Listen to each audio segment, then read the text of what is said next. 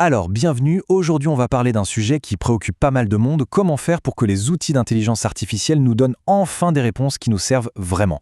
On va décortiquer ça ensemble en s'appuyant sur un excellent guide de LRT Consulting pour passer de résultats un peu décevants à du contenu vraiment pertinent. Allez, c'est parti. On est tous passés par là. On pose une question à une IA, on attend un truc génial, et ce qui sort, c'est un texte sans âme, complètement impersonnel, qu'on doit réécrire de A à Z. C'est super frustrant, n'est-ce pas ? Eh bien, la bonne nouvelle, c'est qu'il y a une solution, et elle est beaucoup plus simple qu'on ne le croit. Et voilà, tout est dit. C'est vraiment le cœur du problème. Le vrai changement, il se passe ici.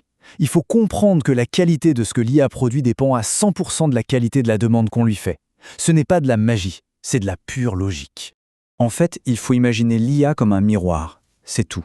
Elle ne peut pas deviner ce qu'on a dans la tête. Elle se contente de réfléchir, mais avec une précision redoutable, l'instruction qu'on lui donne. Si la demande est vague, le reflet sera vague. Si la demande est précise et bien structurée, alors là, le résultat sera brillant. L'analogie qui est proposée ici est vraiment excellente. Imaginez que vous recrutez un nouvel assistant. Il est super compétent, très intelligent, mais il ne connaît absolument rien à votre secteur d'activité. On ne va pas juste lui dire « fais-moi un truc pour le business », non évidemment. On va lui fournir un brief ultra détaillé. Et bien avec l'IA, c'est exactement la même chose. Bon, pour que tout ça devienne vraiment concret, regardons la différence énorme qu'il peut y avoir entre un mauvais brief et un bon brief. L'exemple qui suit va tout de suite parler, il montre parfaitement le gain de temps et de qualité qu'on peut obtenir. Alors, à gauche, on a le prompt vague typique « rédige un post LinkedIn sur la reconversion professionnelle ». Le résultat, sans surprise, est banal et générique. Maintenant, à droite, on a un prompt de qualité. On précise le rôle, la cible, des femmes cadres de 40 à 50 ans, on parle de leurs principales craintes, on définit le format, le ton, la longueur, et là, le résultat est juste spectaculaire, c'est le jour et la nuit. Et les conséquences de tout ça, elles sont juste énormes, comme on le voit bien ici. D'un parté, avec le prompt vague, on se retrouve avec une réponse impersonnelle, on doit tout réécrire, on perd un temps fou, on se démotive, et on finit par se dire que l'outil est nul. De l'autre côté, on obtient une réponse qui est faite pour nous, qui colle au contexte, on a juste quelques petites retouches à faire, et hop, on gagne un temps précieux. Le calcul est vite fait. Cette image, elle résume parfaitement l'idée. Le petit effort qu'on fait au début, les quelques minutes passées à bien rédiger son prompt, c'est ce qui permet d'avoir un contenu prêt à l'emploi presque immédiatement. C'est ça, le véritable effet de levier de l'IA. D'accord, mais alors comment on fait pour rédiger ces bons prompts à chaque fois ? Faut-il être un expert en technologie ? Pas du tout. En réalité, il suffit de suivre une formule toute simple, super logique, en 4 points. On va la découvrir tout de suite. Et ça, c'est vraiment un point capital à comprendre. Il faut arrêter de voir ça comme quelque chose de compliqué.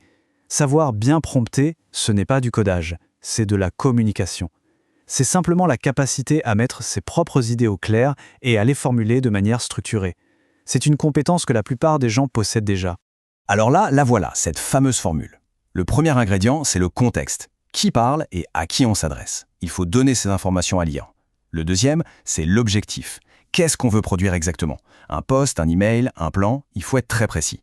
Le troisième, ce sont les contraintes, c'est le cadre du jeu, le nombre de mots, le ton à utiliser, etc. Et enfin, le quatrième, c'est le résultat. Pourquoi on crée ce contenu ? Pour attirer, pour éduquer, pour vendre ? Cette phrase, elle résume absolument tout. Plus on donne un cadre précis à la demande, moins on aura de corrections à faire sur le résultat.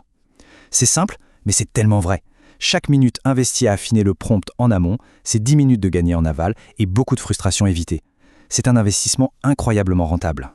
Ok, maintenant allons voir un peu plus loin que la simple technique. Parce qu'en réalité, savoir bien prompter, ça ne relève pas juste de l'astuce. Ça révèle quelque chose de beaucoup plus profond sur la clarté de sa propre vision d'entreprise. Le modèle BME que propose la source l'illustre très bien. L'intégration de l'IA, ça touche d'abord au business, comment l'outil sert la stratégie globale. Ensuite, au mindset. Est-ce que la peur de mal faire, ce blocage face à la technique, nous freine ? Et enfin, à l'énergie, il faut s'assurer que l'outil vient alléger la charge mentale et non pas l'alourdir et ajouter du stress.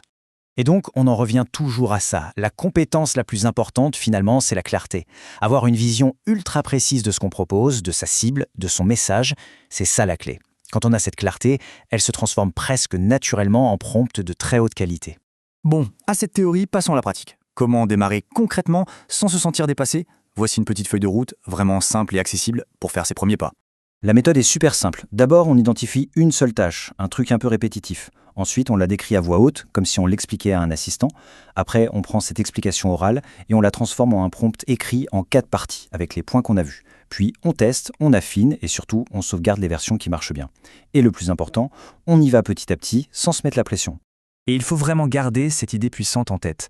L'IA n'est pas là pour remplacer l'expertise humaine, bien au contraire. Elle est là pour l'amplifier. L'humain reste le cerveau, le stratège. L'IA, c'est juste un levier extraordinairement puissant, certes, mais ça reste un levier entre nos mains. Et on termine avec cette question, pour réfléchir un peu. La qualité de nos prompts est un excellent diagnostic. Elle révèle la clarté de notre vision, de notre stratégie, de notre message. Alors si on regarde ce miroir aujourd'hui, qu'est-ce qu'il nous renvoie?